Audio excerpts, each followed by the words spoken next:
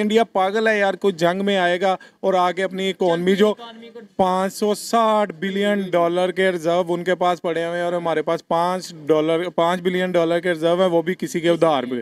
ठीक है, आप किस तरह इंडिया चाहेगा कि वो अपनी चलती हुई इकोनॉमी को एक जंग में झोंक के खराब कर ले? हम तो ऑलरेडी जंगें लड़ रहे हैं, कभी अमेरिका की जंग। जो अमेरिका ने कहना है इंडिया ने वही करना है। इंडिया हमें डायरेक्ट हिट इसलिए नहीं कर सकता कि उसको पता है कि जब से हम उससे अलग हुए हैं वो हमसे आगे नहीं है। हाँ ठीक है, अभी मुआशी तौर पे वो हमसे आगे हो सकता है, लेकिन जंग के लिए वो डायरेक्ट हमारे साथ अटैच नहीं हो सकता। इंडिया अब हम पे अटैक नहीं करेगा, ये बिट्टू।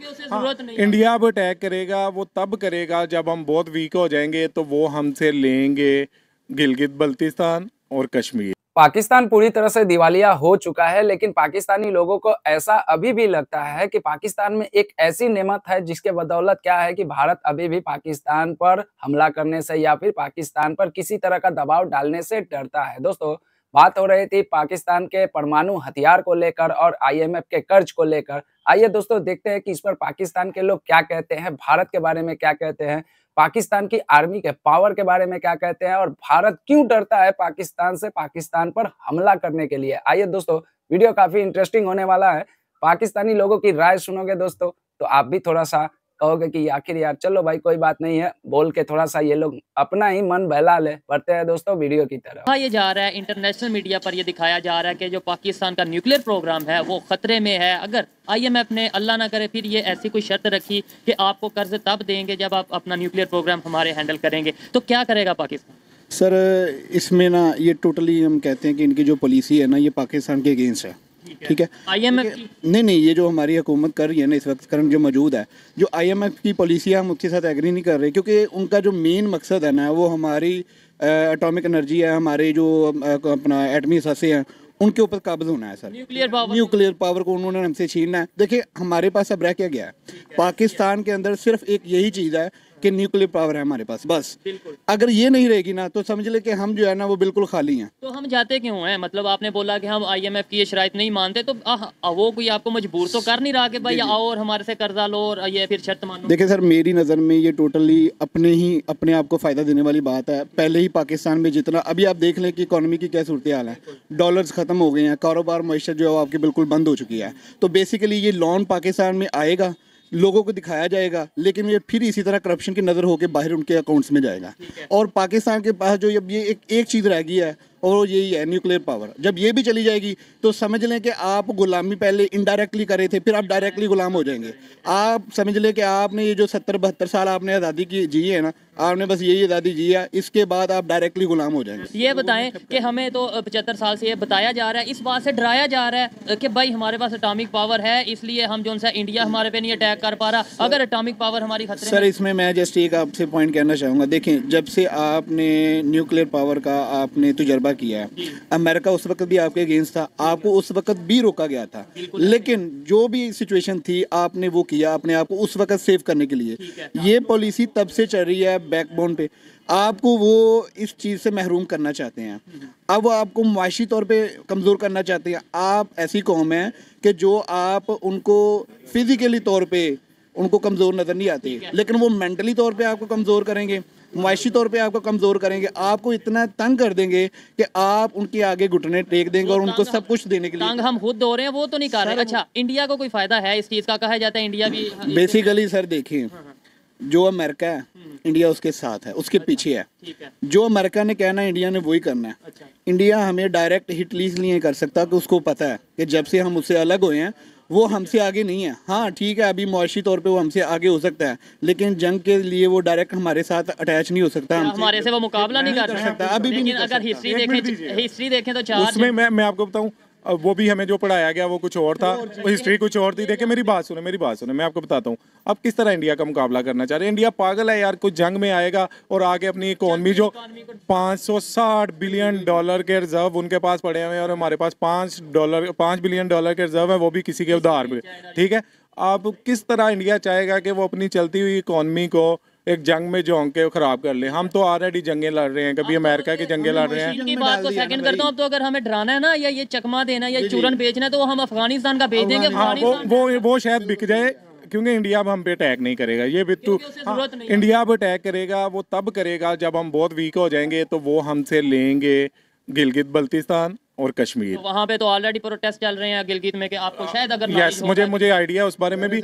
लेकिन देखें मेरी बात सुने, जब तक आप लोगों को खाना पीना जो उनकी ज़रूरियात है वो पूरी नहीं रियासत करेगी, तो लोग आपके साथ नहीं चलेंगे। ये हमारे जो ऊपर माइंड बैठे हुए हैं ना, जिनको हम एस्टेब्लिशमेंट कहते हैं, उनसे खुदा के लिए अल्लाह का वास्ता है इस मुल्क पर रहम करें, अपने मैंडेट में रहें। हमें आपकी खिदमत की नहीं ज़रूरत, आप बॉर्डर्स को कवर करें, आपकी वही बहुत मेहरबानी है। उसके बाकायदा बाकी छोड़ दें इन पे। एटॉमिक प्रोग्राम अगर खतरे में जाता है या किसी और के कंट्रोल में जाता है तो फिर हम गुजारा कर पाएंगे। कहा यह जाता है जी इंडिया तो हमारे इस इंतज़ार में, कहा यह जाता है कि इंतज़ार में बैठा है कब एटॉमिक प्रोग्राम इनका जाए और फिर हम अटैक करें, फिर हम कश्मीर लें और ये वो। हम तो खुद ऐसी सिचुएशन और पोजीशन बना रहे हैं। सर बाकी बातें जो भी हैं पाकिस्तानी जैसे भी हैं ना, लेकिन ये अपनी गैरत के मामले में, अपनी इज्जत के मामले में इतने खुददार हैं कि अगर इनके एटॉमिक पावर को किसी भी किस्म का कोई खतरा भी होता है ना, तो इंशाल्लाह ये उससे पीछे नहीं हटेंगे। इन्हें मरना पड़ा ये उसके लिए मार पड़ेंगे, लेकिन उसको खतरे में नहीं डाल ये सकते। एटॉमिक पावर कौन सा रोड पे पड़ा है कि लोगों को पता चल जाएगा कि एटॉमिक पावर, ये तो साइन होने और एटॉमिक प्रोग्राम यहाँ से चले जाना है, हमें पता भी नहीं चलना। ये तो बाद में पता चलना है कि भाई इस टाइम हम एटॉमिक प्रोग्राम में। ये चीज़ भी आपकी मैं एग्री करता हूँ, लेकिन ऐसा कभी हुआ नहीं है कि मतलब आप सिग्नेचर कर दें और आपको बाद में पता चले। जब जाहिर सी बात, अब आप देख रहे हैं ये मतलब कंडीशन जो चल रही है हमारी, अगर तो कोई मतलब अगर मैं शहबाज शरीफ की बात करता हूँ, अगर ये साइन करने की कोशिश करेगा तो आपका क्या ख्याल है, इमरान खान चुप रहेगा? इमरान खान चुप तो नहीं रहेंगे और फिर दूसरी कंडीशन ये बन जाएगी IMF लोन नहीं देगा, फिर हम क्या करेंगे? IMF लोन नहीं देगा तो इसका सबसे बड़ा जो हल है ना, आप सल्लम की मतलब उन्होंने जब स्टार्टिंग में ही अपने 1400 साल पहले बता दिया था कि जब तक आप लोग सूद को नहीं छोड़ सकते तब तक सूद खुली जाएंगे। ठीक है, तो हमारा तो पूरा निजाम ही चाली, अल्लाह और उसके रसूल के साथ खुली जाएंगे, हमारा पूरा निजाम उसके ऊपर ही चल। इसका मतलब है पाकिस्तान इस्लाम के खिलाफ जंग कर रहा है। बेशक मैं यही कहूंगा कि पाकिस्तान इस्लाम के खिलाफ जंग कर रहा है। तो दोस्तों वीडियो आप लोगों ने देखा। देखिए पाकिस्तान का कोई भी इंसान आपको ऐसा नहीं मिलेगा जिसने ये ना कहा हो कि देखिए हम 1947 से सुनते आ रहे हैं कि पाकिस्तान दिवालिया हो गया, डिफॉल्ट हो गया, ये हो गया, फलान हो गया, ढिमकान हो गया, लेकिन पाकिस्तान जैसा है कि वैसे ही चलते जा रहा है। और पाकिस्तान की आर्मी तो दुनिया की बेस्ट आर्मी है और हिंदुस्तान इससे डरता है और हिंदुस्तान की हिम्मत नहीं है जो पाकिस्तान पर वो हमला कर दे। बेशक ये बात अलग है कि 1971 में हिंदुस्तान की सेना पाकिस्तान में दाखिल होती है, पाकिस्तान के 2 टुकड़े करके उसे 2 मुल्कों में बांट देती है। ये सब एक अलग बात है। वहां पर अगर कोई सवाल पाकिस्तानियों से करता है तो वो कहते हैं कि हमारे अपने लोगों ने ही हमारे साथ गद्दारी कर दी और कुछ बाहरी ताकत थी जो कि उनके साथ साजिश हो गई, लेकिन अपनी हार कभी स्वीकार नहीं करेंगे ये लोग। देखिए अच्छी बात है, अपने मुल्क के प्रति वफादार रहना, अपने मुल्क के लिए अपना मोराल हाई करके रखना, ये बहुत अच्छी बात है, लेकिन कुछ सच्चाइयां है उसको भी एक्सेप्ट करना चाहिए। जैसे हम 1962 में चाइना से हार गए थे तो हम कहते हैं कि हमारे अंदर कमियां थी, हम कमजोर थे, चाइना से हार गए, और आज भी लड़ाई होगा तो हम चाइना के सामने नहीं टिकेंगे, ये रियलिटी है। लेकिन पाकिस्तान के लोग हैं जो कि क्या कह सकते हैं। दोस्तों आपने वीडियो देखा, देखिए IMF से कर्ज लेकर जो मुल्क चलता है उस मुल्क के लोग इस तरह की बात करते हैं तो थोड़ा सा हास्यास्पद होता है, हंसी आती है। पाकिस्तान के लोग हमेशा अपने नेताओं पे हमेशा नेताओं पर सारा दोष डाल देते हैं। खुद कोई पाकिस्तानी, आप जैसे देखो हमारे देश में, मैं अभी जिस घर में बैठा हूँ मेरे अंदर में एक डर है कि मैं अगर कोई काम करता हूँ तो मेरे ऊपर में एक्शन होगा, पुलिस है, पुलिस का एक्शन होगा, सामाजिक दबाव होगा और भी बहुत सारे ऐसे प्रॉब्लम मेरे लिए क्रिएट हो जाएंगे। इसलिए मैं कुछ ऐसा गलत काम नहीं करता हूँ जिससे कि मेरा आस पड़ोस का माहौल खराब हो। मैं हमेशा सोचता हूँ कि कुछ ऐसा काम करूँ जिससे कि सारे आस पड़ोस में जो भी है, जितने भी लोग हैं या फिर मेरा जो समाज है उसमें एक पॉजिटिव मैसेज जाए, लोगों को फायदा हो। इस तरह की सोच हमारे यहाँ है, लेकिन पाकिस्तान में इसके उलट है। वहाँ की पब्लिक टैक्स नहीं देती, वहाँ की पब्लिक हमेशा अपने फायदे के लिए सोचती है और सारा ब्लेम सरकार के ऊपर में डाल देती है। अब आने वाले दिनों में हम लोग देखेंगे कि ये पाकिस्तान के लोग अपने न्यूक्लियर जितने भी प्रोग्राम है उसको बचा पाते हैं, या फिर उनके एक प्रधानमंत्री थे, उन्होंने कहा था कि घास की रोटी खाएंगे लेकिन न्यूक्लियर बनाएंगे। तो देखते हैं कि न्यूक्लियर तो बना लिया इन लोगों ने, अब घास की रोटी खा के कितने दिन जिंदा रहते हैं, क्योंकि इनका कहना है कि इनके पास में तो शर्त 2 ही आए हैं कि या तो फिर अपने न्यूक्लियर प्रोग्राम को आप लोग हैंड ओवर करो या फिर IMF से पैसे मत लो। इस तरह के 2 शर्त आए हैं। अब देखा जाएगा दोस्तों इस पर क्या पाकिस्तान की रिएक्शन होती है।